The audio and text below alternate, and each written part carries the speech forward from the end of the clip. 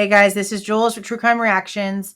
Disclaimer. Everything stated in this video is my opinion and my opinion only. And just like everything else in these cases we discuss here on this channel, everything is alleged. Okay, so I posted a short about the interview that Steve and Kristi Goncalves did over on the interview room with Chris McDonough and his wife and that Dr. Gary guy. I don't try to hear things that make me upset, but I hear things that make me upset and I see things that make me upset, and I'm going to come out here and I'm going to talk about them, okay? One thing that really just bothers me is how many people just don't know the truth about them. And I know that this is off topic, which is why I'm going to get to it first. But if you've been here for a long time, then this isn't going to be new to you guys, literally at all. It bothers me when I see a bunch of people calling them great parents and giving them kudos and pats on the back for how they've raised their kids and all these things, when they literally don't even count Steve Goncalves' oldest daughter, Samantha Nelson. She's never included in any of this stuff, and it just makes me sick the way that it just goes on and the conversation just continues, and we know. So when Chris McDonough is just popping that stuff up and up and up, and there's people just saying it, and then Steve is sitting there talking about how, oh, we raised our daughters the same way we raised our son. And I'm just thinking, okay, but Sam? Okay, that's out of my system. Let's get to what they said about the case.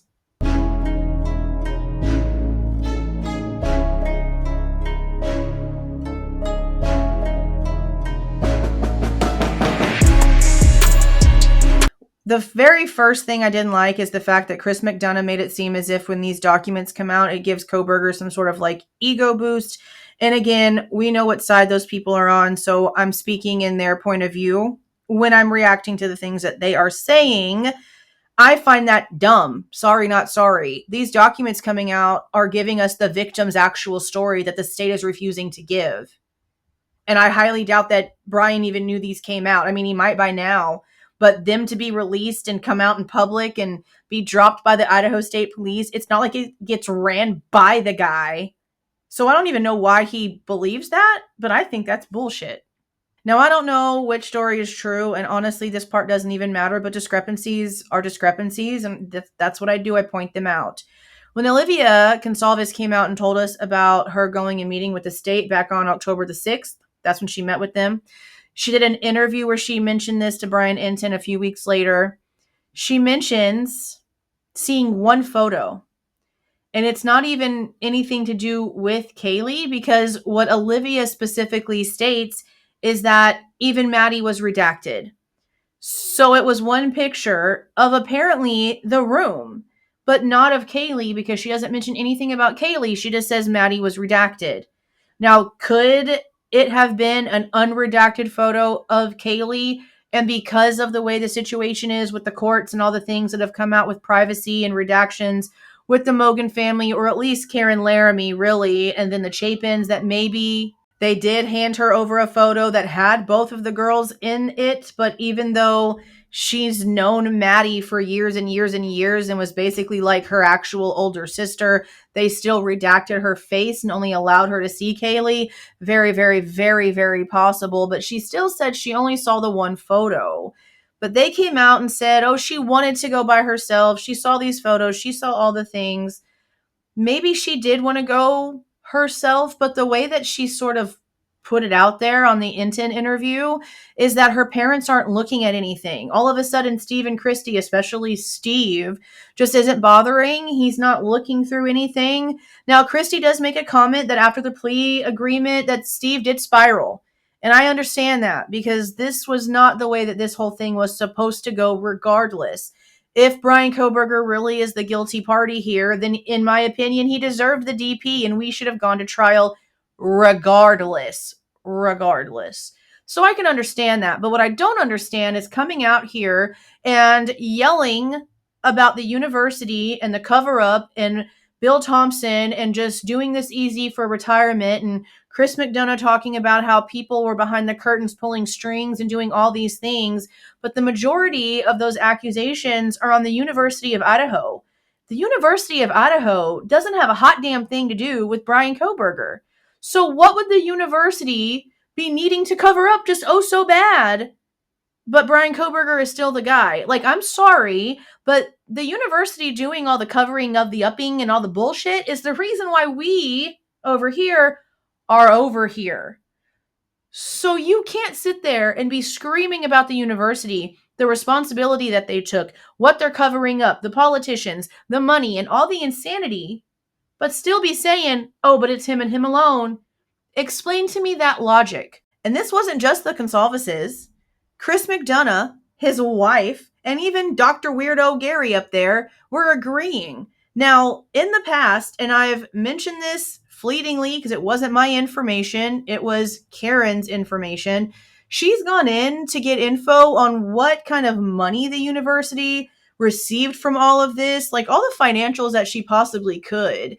According to her information, the University of Idaho was pledged $1 million for whatever they needed in this situation. And what was it that we found out a long time ago? That all in all, for counseling services, they spent a little over $3,000 out of all of that they were pledged. Well, according to some of the things being said, there was an invoice sent to the state of Idaho from the university for like $435,000.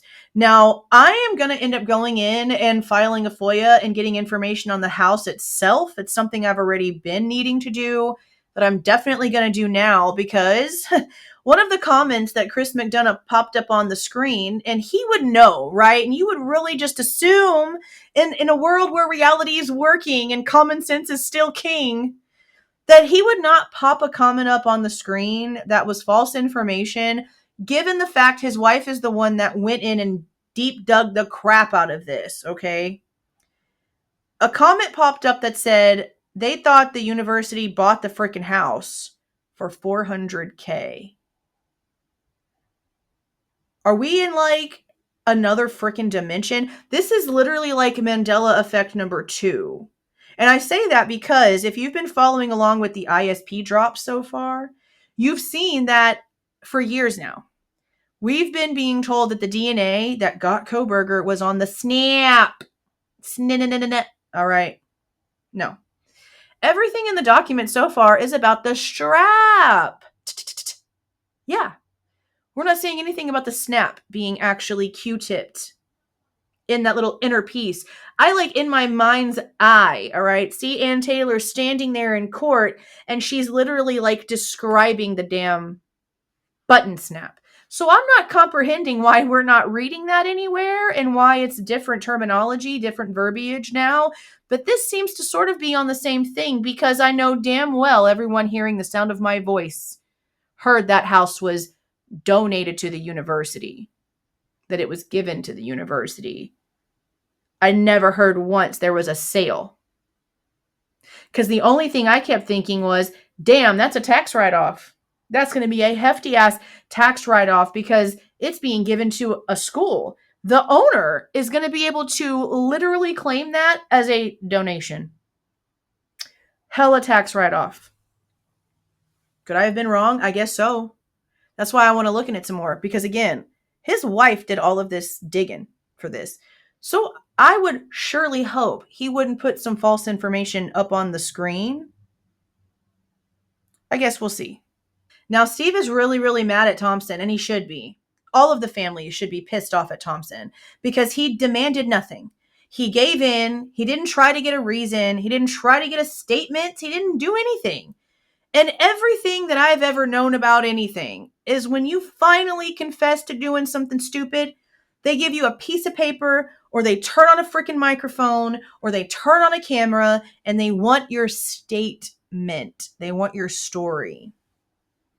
And instead we just got a bunch of excuses. So yes, be mad at Thompson. He sucks. He should have never even been a prosecutor. He seems like he's a complete pushover. Seriously. I don't even understand how this man has a conscience anymore. because he seems to just go on about his daily life like he isn't the biggest coward in Idaho. But I don't think that Steve has actually said anything to him. And I say that because he goes to say, I went, and then he stopped. And then he says, that man knows where I stand. Because remember, he didn't go into the courtroom for the plea hearing. He went for the sentencing, but he refused to walk in there for the plea. And I understand that. That shit should have never happened. This should have gone to trial, and all of the cards should have been put on the table, and the dominoes should have been allowed to just fall however the hell they fell. But instead, everybody was cheaped out of this entire situation. This whole thing has been just disgusting to see unfold. Kristi really annoyed me when she threw a fit about people wondering what's up with the restitution hearings. They sit there talking about how someone made a comment and it was on the news and the Goncalveses agreed to hearing all of this, that this not going to trial was going to be better on the taxpayer because all of that was going to be alleviated. That's the reason why people are mad and annoyed about the restitution thing. So the fact that Kristi isn't understanding that, this is a waste of taxpayer dollars. This is a waste of state-funded freaking time for this restitution. And she says the reason herself. He's never going to pay this. It's never going to happen. You're never going to see this money. He's already agreed to the base of everything. This is extra that you want for what? For what? For the attention? I don't understand. And the argument, again, that the defense has is not wrong. The GoFundMes have way more than overcame whatever losses they thought they were going to have. We know this as a fact. Does it take away his responsibility as the guilty party when it comes to restitution? Hell no.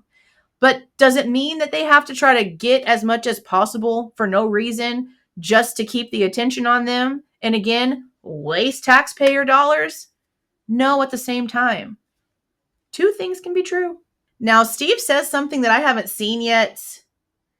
And again, I have not gone through the entirety of the documentation. As a matter of fact, before I even get to this statement, let me see if I can find it. Yeah, I thought so. Okay, so Steve mentions something about there being a report floating around out there somewhere about how a girl at a coffee shop that was working the drive-through, according to the 2 times I believe Steve mentioned this is like the entirety of the detail he gave with this. A girl that works at a coffee shop that runs a drive-through apparently reported Kohberger for just like giving her the heebie-jeebies, the way that he was looking at her or whatever. And what Steve said was that this girl's statement says something like, I see 300 or 400 people a day. This guy was just different. It rubbed me wrong, or whatever he ended up claiming. I don't know where this is. I feel like we heard something about a girl working at a coffee place in Pennsylvania that his mom and him had a conversation with. But as for there being a police report about this chick, I checked the documents from ISP that we got before, the 556 pages. The word coffee is mentioned twice, and it's on the exact same document. So that's not it. I checked the new documentation, and the word is mentioned 5 times, and it's talking about coffee grounds in some of the evidence stuff, and then there being a coffee maker somewhere and a coffee table. That's it. So MPD documents, the exact same thing. I pulled up the 578 pages from all 300 and technically 16 reports that we were given. The word coffee is in here twice. And it's about somebody being at Albertsons and picking up coffee and donuts. That was not Kohberger because he did not get donuts. This is a J name. And then the other one is about Kate's Cup of Joe, which, as we saw in the surveillance footage that came out, Kohberger pulled in and went around. He didn't even go through the drive-thru. He did not get coffee. He didn't get coffee and left. So I don't know where he's getting that from in way of a report with specifics about I see all these people all the time and this guy made me want to call the cops. If anybody knows where that actually is, please let me know.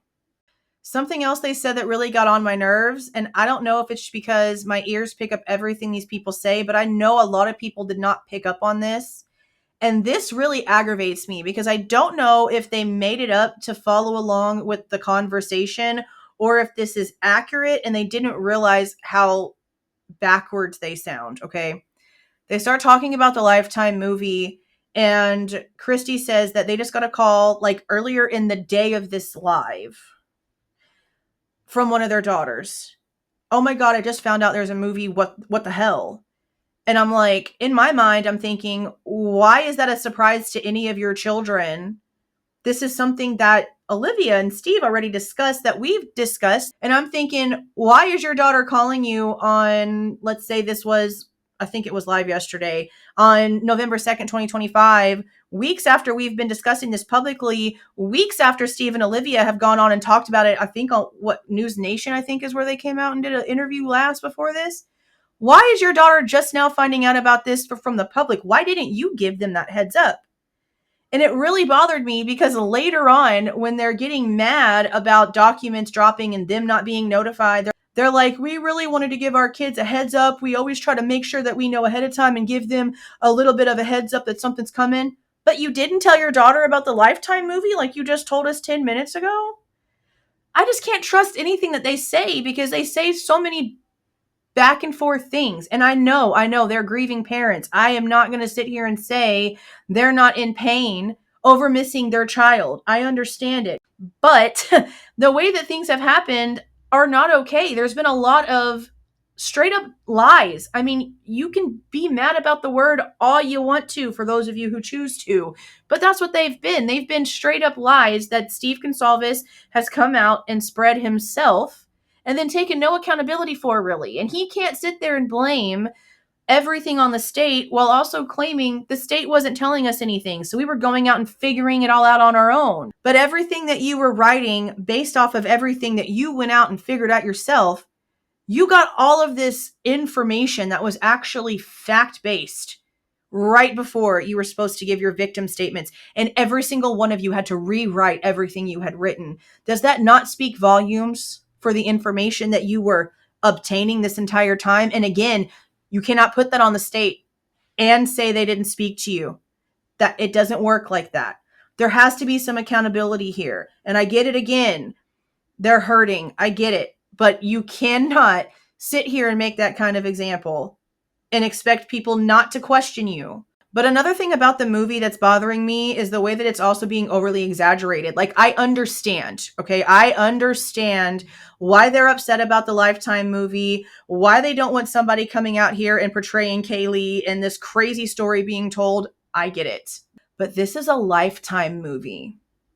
People are not going to be going out on a Friday night and getting popcorn and soda and sitting down and watching this the way that Steve literally described it in this interview.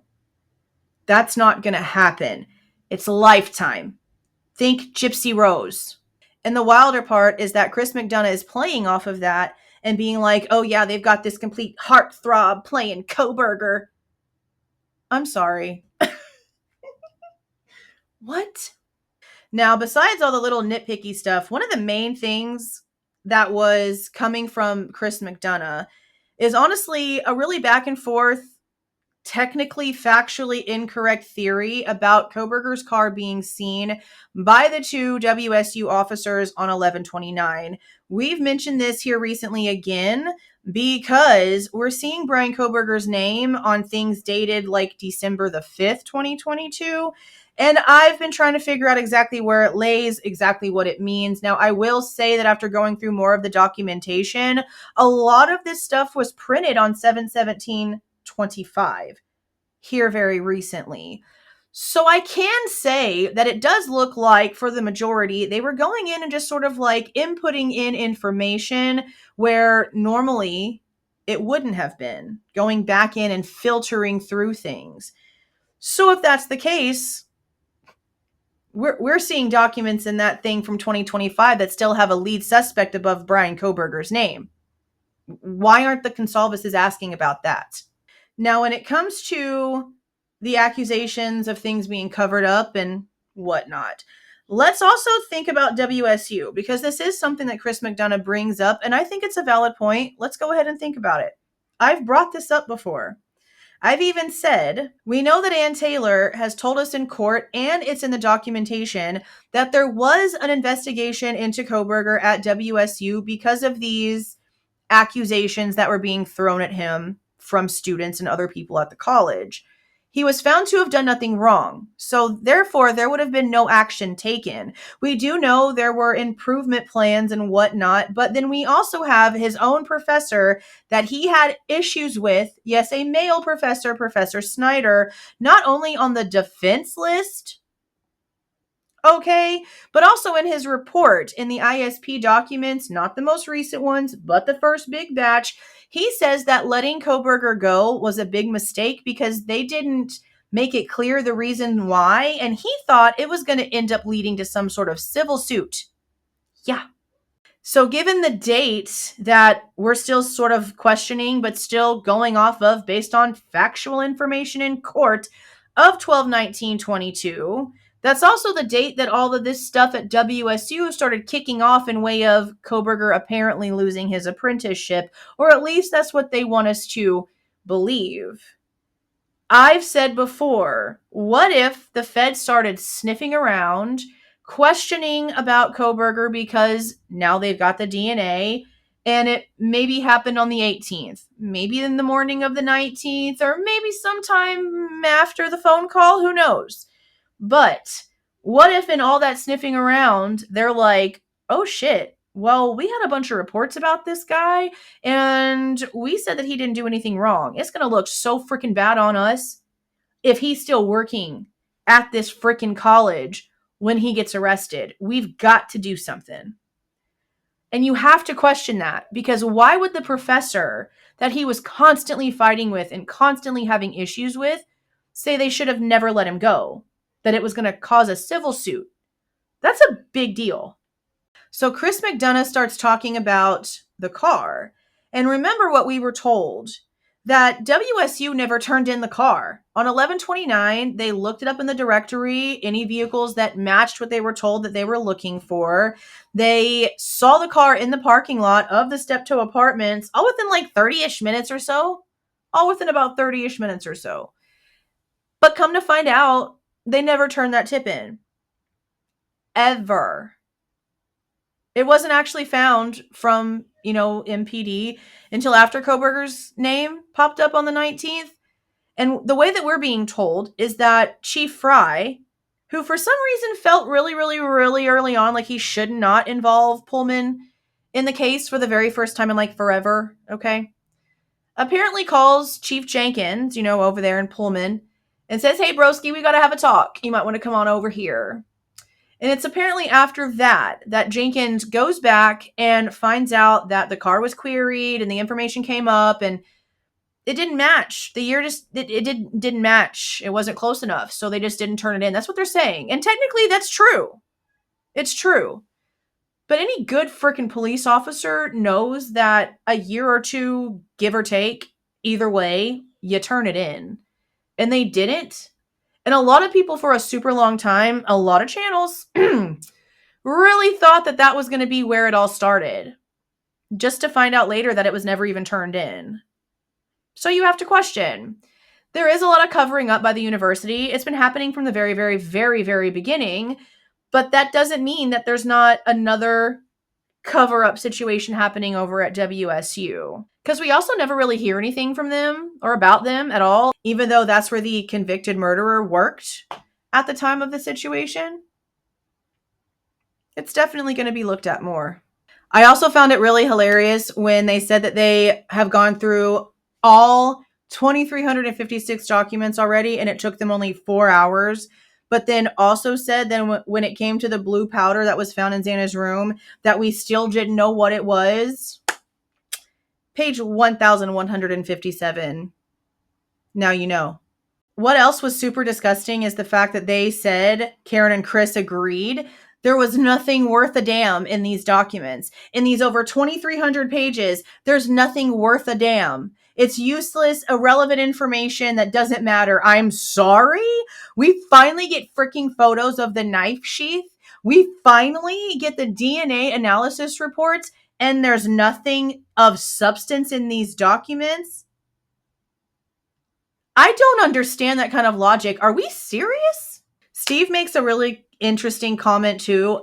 Again, while accusing the university of covering things up, while accusing WSU of covering things up, and while basically claiming, regardless of how he feels, Bryan Kohberger is the one and only man, he says verbatim, some people weren't investigated on purpose. You wouldn't say something like that unless you thought those investigations would bring something of substance. That's just my opinion anyway. I don't know what Steve's talking about either when he says that they've already changed laws and they're going to keep changing them. I personally have no clue about any actual legislature that they've been working on. This is like the second time, though, that he's mentioned this. And the first time, it didn't make a lot of sense. It didn't. Normally, when parents come out and they do things law wise, in situations like this, it has something to do with how their child passed away. Megan Boss, for example, an illegal immigrant, been here for a long time. She passed away in his basement. He put her in a trash can, filled it with bleach, a big trash can, like the ones you put outside for the truck to come and pick on up. That kind of trash can. And she sat outside for weeks in the sun in a bleach filled trash can. Again, for weeks. He was finally arrested, $0 bond, got to walk out, even though he was here illegally and there's all of this crazy going on, no bond because of the Safety Act in Illinois. Megan Boss's mother has gone all the way to the White House, and after she talked to Trump, Home Dude was arrested. And now, after more investigations, there's been a second grand jury, and he's now facing homicide charges. I'll have that full update out really, really soon for those of you who are following along in that case. I bring all of that back around to this. When Steve was on Drunk Turkey, the law that he was talking about was something about making sure that 18-wheeler people are registered across the country, something about cross-country people with the 18-wheeler drivers.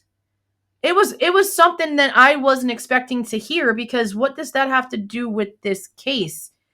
I don't know. And on top of that, again, I haven't seen anything.